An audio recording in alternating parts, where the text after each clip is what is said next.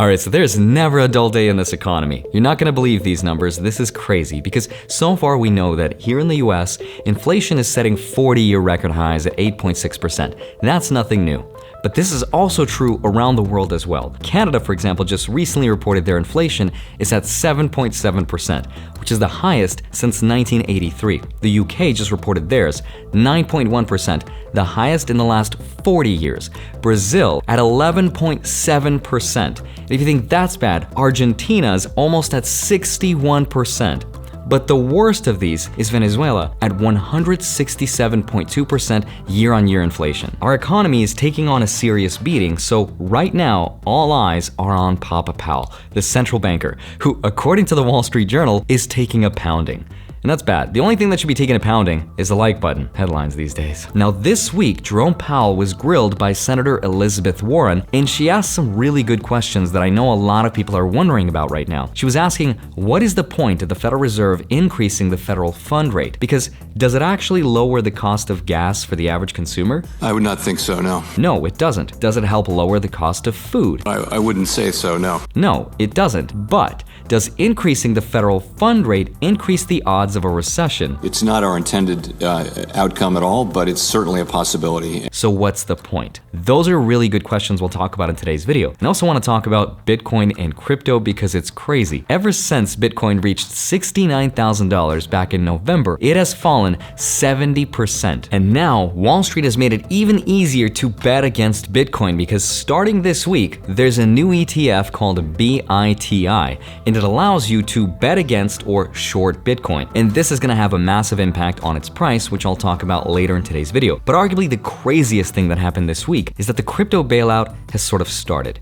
because Sam Bankman-Fried has just bailed out his competitors BlockFi and Voyager. And if you're not sure who that guy is or why he's important to this story or why those companies specifically matter so much to crypto, that's what I want to talk about in today's video. So if that sounds exciting, you're a nerd because there's way more interesting things to watch out there, like the season finale of Obi-Wan. So good. So let's get right into it. Hi, my name is Andrei Jikh. Hope you're doing well. Come for the finance and stay for inflationing my subscriber count. So let's talk about the thing that's on everybody's mind, which is how does increasing the federal fund rate help us as consumers? Because it's simple, but it's complicated. The problem is easy. We have to bring down costs by lowering demand by increasing rates. But on the other hand, increasing federal fund rates does not help us with prices. For example, energy made up 30% of all inflation last month.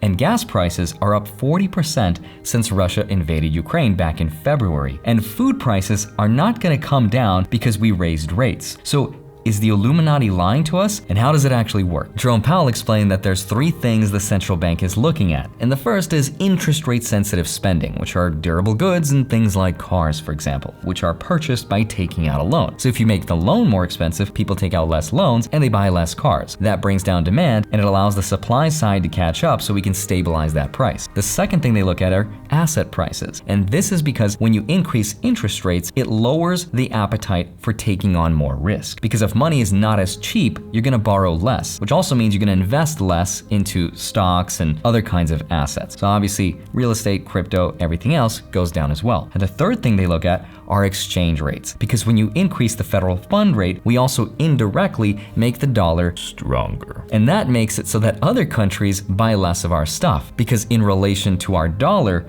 their currency becomes less valuable. So they buy less of our stuff, and that also lowers demand. So that's how the central bank is thinking about this. Senator Elizabeth Warren is looking at Jerome Powell's response and says, okay, so what you're telling me is this. You're saying that by increasing the federal fund rate, it makes it more expensive to invest. And because we live in an environment with high inflation, that means that companies have to pay their employees more to compensate for the rising cost of living. So, of course, the first thing companies are going to want to do is cut costs by getting rid of those employees. And obviously, if you lose your job, of course, your demand is going to go down. It's like saying, hey, I have a headache. What do I do to fix it? I know, I'm going to eat a grenade. Sure, that's going to solve your problems and a lot of other problems, but at what cost? So that's the complexity of the situation. And not that you should, but if you care about a random person's perspective on YouTube about the recession and what's going on, I'll explain exactly what I think at the end of this video. But let's talk about crypto, because what's going on in there is really crazy. But first, a quick word from today's sponsor. I'd like to take a moment to thank today's video sponsor, eToro.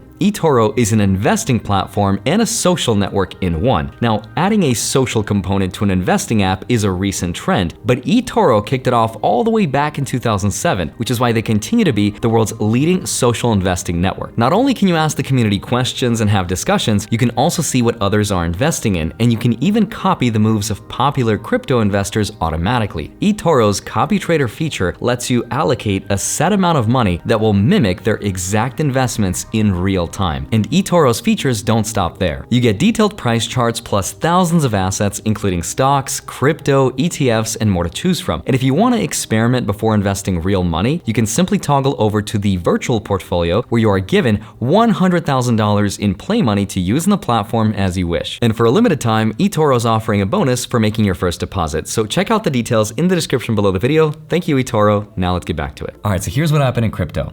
FTX, which is a crypto company owned by Sam Bankman-Fried, who's, by the way, the world's youngest billionaire, just bailed out some of his biggest crypto competitors. So here's what happened. They gave BlockFi access to a $250 million revolving credit line. And Alameda Capital, which was also founded by Sam Bankman-Fried, gave their other crypto competitor, Voyager, $500 million in financing. So they gave them $200 million in cash and stablecoins and another $15,000 in Bitcoins, worth roughly $300 million. So the question is, why would they do that?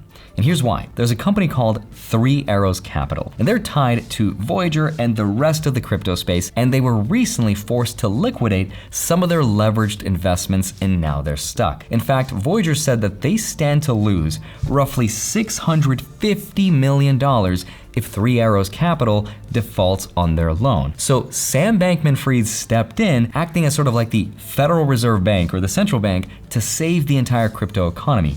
In total, he's gonna give his competitors $750 million to bail them out. If that's not the biggest flex, I don't know what is. But the question is, why would anyone bail out their competitors? And here's why. The entire crypto space is what's called cross-collateralized, and that means companies are borrowing and lending money from each other. So one company could borrow some money and then use that borrowed money as proof of funds to borrow even more money, which then it will lend to someone else, and on it goes. And because there's no regulation, eventually you get one company to take an outsized leverage bet that it shouldn't, it takes on a risk that it can't handle, and that's what can cause the whole system to collapse. So it makes sense why FTX might want to come in and help bail out some of these companies, because at the end of the day, it does not matter what company is left standing, because the only thing people will remember is how much money they lost with crypto. So from that perspective, it makes sense why everything's going on. But that's just one thing. There's another thing that happened this week, which was the release of a new Bitcoin ETF that I like to call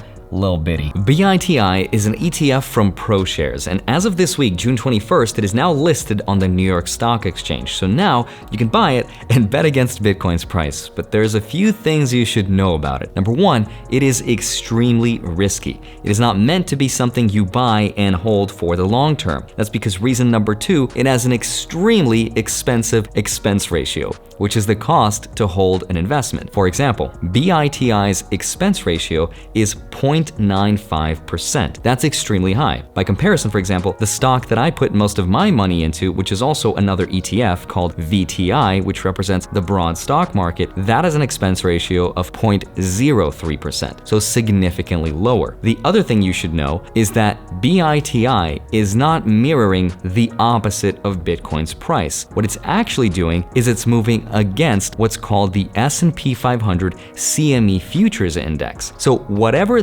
this stock right here, this ETF called BITO is doing, then BITI is doing the opposite. For example, BITO over the last rolling year is down 70%. But if you had bought BITI a year ago, if it was available, today you'd be up 70%, not counting those expense ratio fees. And just remember that both BITO and BITI are ETFs.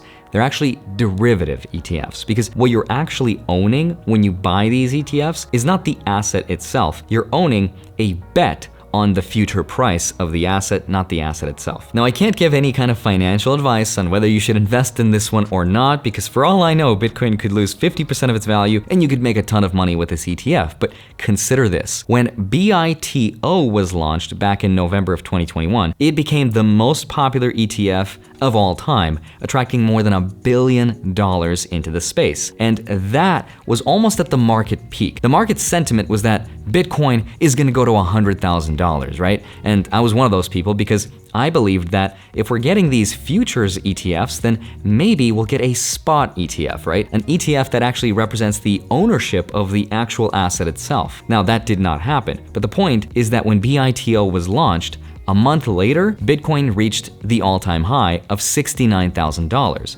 So the launch of BITO represented near the all-time high. So by that logic, maybe the launch of BITI could be the bottom of Bitcoin, or at least somewhere near it. But ultimately, now that there's a way to bet on Bitcoin's future price, and now that there's a way to bet against Bitcoin's future price, it makes logical sense that maybe the next ETF we could get is the spot ETF, which would finally allow people indirect ownership over the asset itself, which would open the floodgates to trillions of dollars, which would put Bitcoin over $100,000. Unfortunately, it seems like the government and the SEC does not seem to like Bitcoin because they approved 2 ETFs that, in my opinion, are far more risky than Bitcoin. And that's because if you create an investment that's a derivative of something you consider to be dangerous or volatile, then of course that thing is going to be much more crazy and risky than the thing itself. But that's where we are today. So if you've still stuck around to this point, now let me circle back to the debate between Miss Elizabeth Warren and Jerome Powell about interest rates and what's going to happen to the recession, because it's a lot more complicated than they make it seem. So here's my perspective. Please keep in mind, I'm not an economist, so I don't know what I'm talking about, but Miss Elizabeth Warren proves a really good point.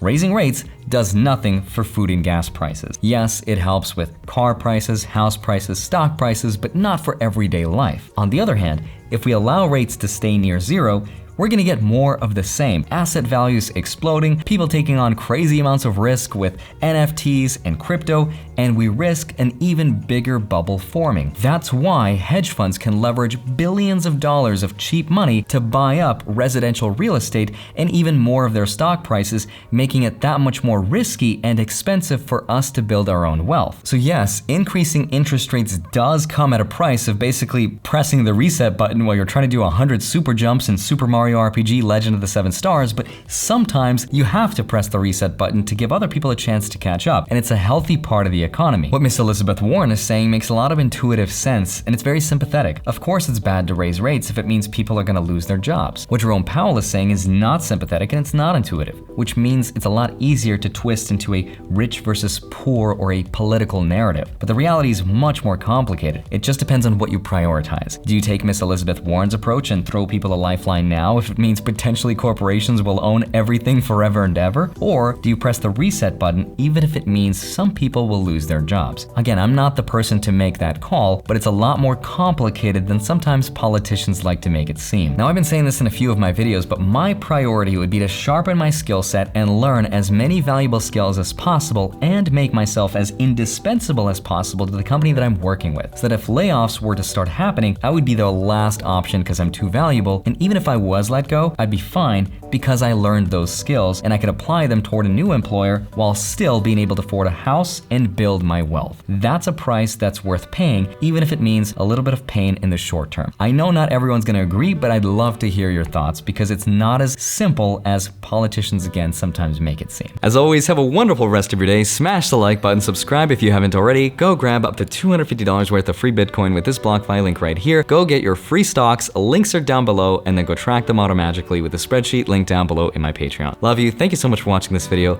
I'll see you back here on Monday and Friday, sometimes a Wednesday. Bye-bye.